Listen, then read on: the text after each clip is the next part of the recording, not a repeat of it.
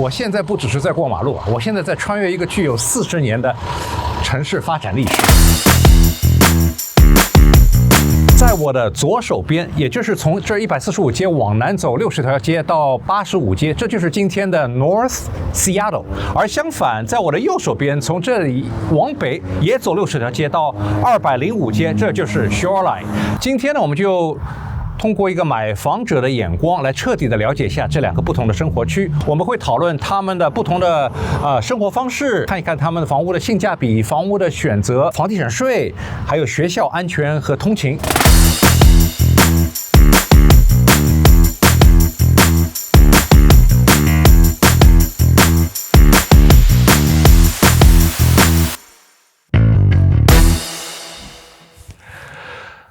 North Seattle 跟 Shoreline 有他们的相同之处啊，比如说他们的南北走向都是60条街，但是他们的东西走向上面有点区别。西雅图是从西边的 Puget Sound 往东一直到华盛顿湖，而 Shoreline 也是在西边的 Puget Sound 开始，但是往东到那个 Lake Forest Park 那边就打住了，所以面积上来说呢 Shoreline 会稍微小一点点。另外这两个地方还有一个相同之处呢，就是他们以前曾经一度都是郊区。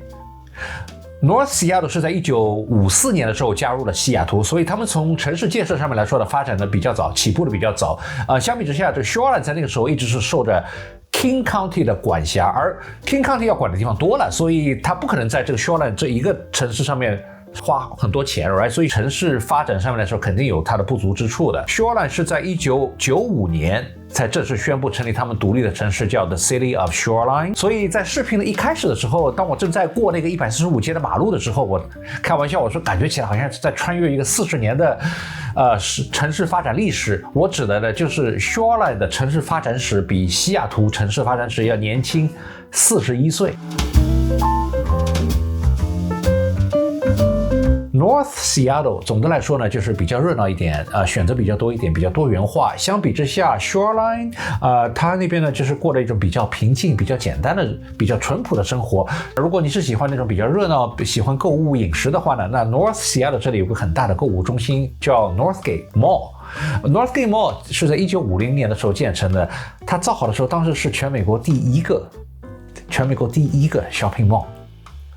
很多人会以为可能第一个 shopping mall 是在 New York， No Seattle we are number one。 第一个 shopping mall 是在 Seattle， 就是 Northgate Mall。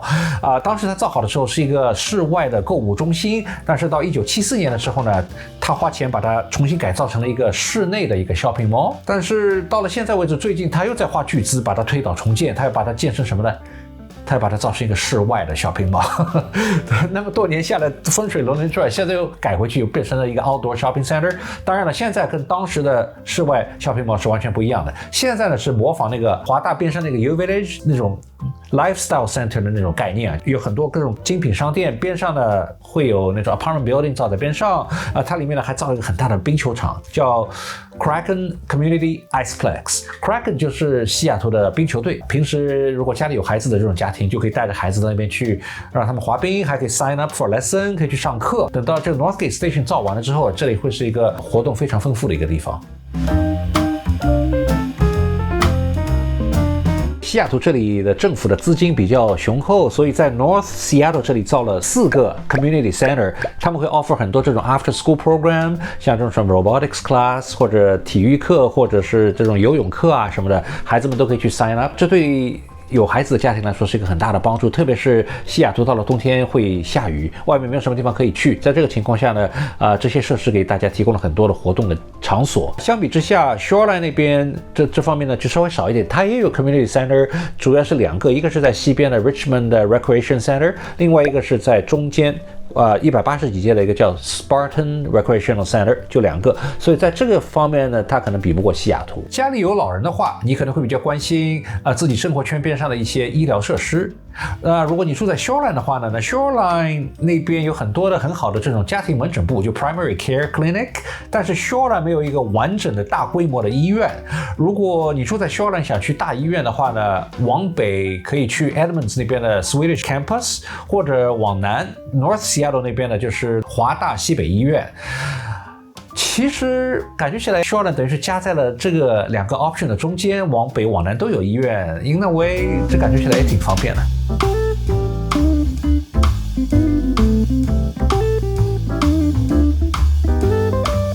North Seattle 这边呢，因为它两边都靠水嘛，所以它东边西边都有海滩，在东边有那个 Matthews Beach， 在西边有 Golden Garden Beach， 还有 Car Creek Beach，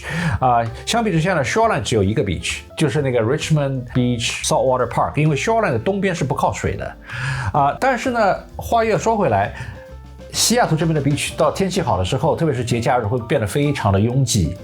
停车几乎是不可能的，但是呢，人气非常的旺盛。barbecue 有放音乐的，有打排球，有放风筝的人很多，非常的热闹。相比之下呢，北面 Shoreline 那边的 Richmond Beach 呢，就相对来说比较安静，停车也会比较方便一点，沙滩上呢也比较开阔一点，完全一种 different vibe， 完全不同的感觉。到最后呢，也就要看你个人喜欢什么。接下来我们来聊一聊房地产。首先，我们要提到的是这个华盛顿州在2023年通过了那个 HB 1110法案，它呢就是要求市政府允许建筑商在一块居民地上造几幢房子，为了提高一些中密度的住宅。这个呢在不同程度上的影响到了西雅图和 Shoreline。西雅图这个城市比较大，人口比较密集，所以 HB 1110的密度要求对西雅图来说是比较高的。它要求西雅图市政府要允许至少在一块土地上能够建造4幢房。那西雅图市政府呢，也在去年2015年的时候呢，通过了接受了这个法案，已经开始具体实施了。而且它实施的方式呢是非常的普及性的，所有的生活区都是一样的。所以你在西雅图各个地方都会看到有这种新建房在那儿造，各种都是就是小小的一个个的那种 cottage home， 里面有一个 house， 有一个 ADU， 还有一个 DADU， 就是附属独立屋。相比之下 Shoreline 那边他们也受到了 HB 1110的影响，但是 Shoreline 的这个城市是一个 suburb 城市，比较小，而且人口比较少，所以呢，这个 HB 1110的密度对他来说不是最高，他要求一块地上只需要造2幢房就可以了。Shoreline 市政府呢，它的实施这个政策的方式跟西雅图市政府也是不一样的，他们那边更集中在那些重要的交通枢纽附近，在那边高密度的发展，比如说在轻轨站，像148街那边，你会看到那边在造很高的那种 apartment building， 附近后面也在造很多那种比较密集的一些 new construction， 但是在 Shoreline 的其他的地方，几乎就是跟以前是没有什么变化的，还是原来就是一家家独门独户的，所以说你在那边会看到一些反而就是地比较大一点的房子。从房子的价位来看，其实 Shoreline 跟 North Seattle 他们的价位没有差太多，基本上他们的中位价都是在77万到80万左右。但尽管价位没有差太多，但是你会发现你能够买到的房子的类型很不一样。在North Seattle， 也就是145街往南呢，你也能看得到一些 single family 了，但是那些 single family house 的话呢，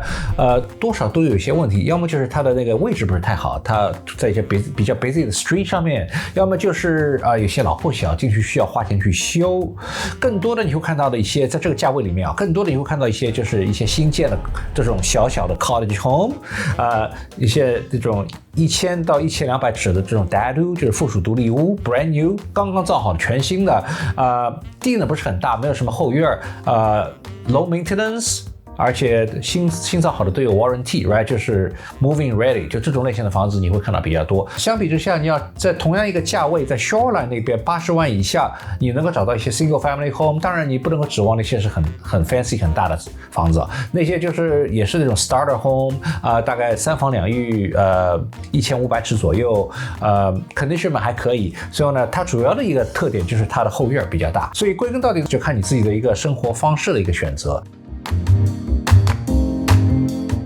如果说你家里有孩子的话，你希望孩子能够在后院玩，或者你家里养狗，希望后面有个草地让狗可以在后面跑一跑的话呢，那你也许在 Shoreline 能够找到更适合你的房子。相比之下，如果说你是那种喜欢 low maintenance， 你不喜欢割草你是一个 busy professional， 或者说你家里孩子已经上大学了，你现在 downsize， 你不需要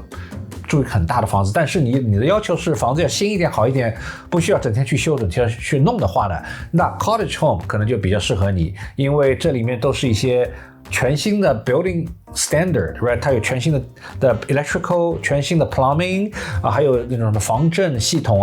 roof 什么都是几十年都不用换不用操心的。归根到底就是 it's very personal， 就是看你自己的选择了。We interrupt this program for an important message about property tax.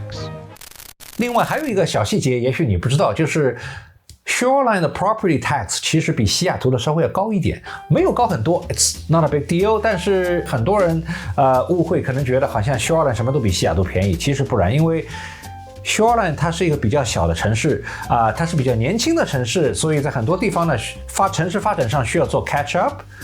另外，因为西雅图这里有很多的商业，那些商业呢也承担了很大一部分的交税的责任。这样的话，西雅图的老百姓的交税的这个负担稍微轻一点，因为这钱大家平摊了嘛 ，right？ 相比之下 ，Shoreline 那边全是靠这些居民在那边付税，所以呢，大家会感觉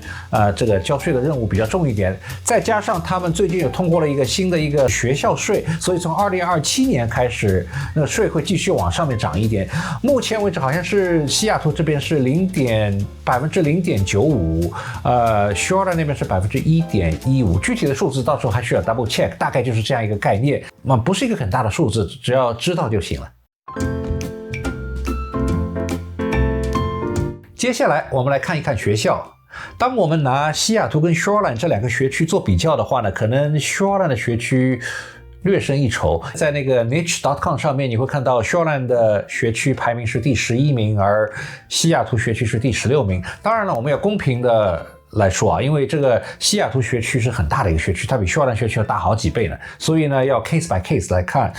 在 North Seattle 这边有一个高中叫 Ingram High School， 它本身是一个很好的学校，它的11跟12年级呢 offer 一个叫 IB program， 就是叫国际文凭课程，这也是一个要求非常高的一个非常 rigorous 的一个 program， 对那些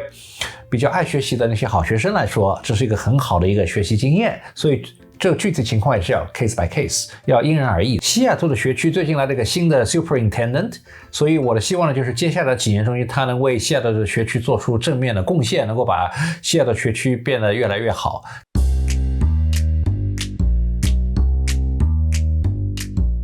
接下来我们来讨论一下安全。你可能想问我 North Seattle 跟 Shoreline 比哪个地方更安全？我给你的回答呢就是 it depends。那总体的一个 rule 就是说，当你买房子买在一个比较 busy 比较繁忙的街道边上的话呢，比如说像你住在 Aurora 或者住在 Lake City Way 边上的话，那这种坏事发生的可能性呢就会比较多一点，你会看到比较多一点的什么 homeless graffiti。但是如果你离这些地方远一点的话呢，生活区里面那就完全就没有这种情况，就感觉就是另外一个世界了。关键的就是说，在你买房的时候要懂得自己怎么去看，怎么去找这个安全的地方 ，right？ 换了我的话呢，我还会去隔壁邻居那边敲敲门，打听打听 ，say 个 hi，right？ 也许你会 find out 一些平时不会知道的东西。现在网上有很多 information， 像 Seattle Police Department 还有 Shoreline Police Department， 他们都有那个 Police Dashboard。如果你想要知道一个，比如说总体的这个区域安不安全的话呢，我会建议你去看一下另外一个网站，叫 NeighborhoodScout.com。我以前用过它，买了一些外州的房子，我自己的感觉还是不错的。所以当你问我，这哪个地方更安全，我会告诉你，其实更重要的是你要自己会去看，自己会去做 due diligence。最后，让我们来谈一谈通勤。那自从这个轻轨开通了之后，通勤得到了大大的改善。你不管是住在 Shoreline 还是住在 North Seattle， 这交通都变得非常的方便啊。在轻轨开通之前，如果你住在 Shoreline， 而且你要去 downtown 上班的话，每天下午等到要回家的时候那正好是 rush hour traffic， 你在这个5号公路上面一堵1个小时 there's no way around。 那现在就不一样了，现在有了这个轻轨之后，你早上上班可以把车子停到148街那个 park and ride， 坐了轻轨15分钟到 downtown， 下午下班15分钟回家， guaranteed on time。 不管你这个高速公路上面堵不堵车，跟它没有任何关系 right？ 更何况如果你家是住在轻轨边上的话，那连开车都不需要，走过去上班就可以了 ，super easy。所以在这方面的确是跟以前是完全不一样了。但是呢，话又要说回来，生活中除了上班，还有其他的一些 local driving，right？ 比如说你在平时要出去买点菜或者买点东西，在这个附近。那从这个 local driving 的角度来说，相比较呢，我会说可能 Shoreline 的这个开车的几率比 North Seattle 稍微要多一点。为什么？因为 Shoreline 那边毕竟是一个 suburb， 是一个郊区的城市结构，它跟东边的那个 Bellevue 有点像，是一个郊区，它比较 car dependent。相比之下，North Seattle 这里更加的城市化一点，更加的 urban，他也许去一个地方也需要开车，但是总体来说，他开车的几率是会小一点他开车的距离可能会近一点，因为它中间有很多各种商店都 mixed in，right？ 所以这也是一个城市跟郊区的不同点。总而言之 ，North Seattle 跟 Shoreline 都是很好的生活环境，但是他们 offer 的是两种完全不同的 lifestyle 有的人喜欢那种城市的热闹，而有的人呢喜欢那种平静的郊区生活。有的人喜欢新建房的那种 low maintenance， 而另外有的人呢喜欢享受那种大的 backyard， 房子老一点没有关系 ，right？ 那换了你的话，你会怎么选？欢迎你在评论区里留言，我们下次视频再见。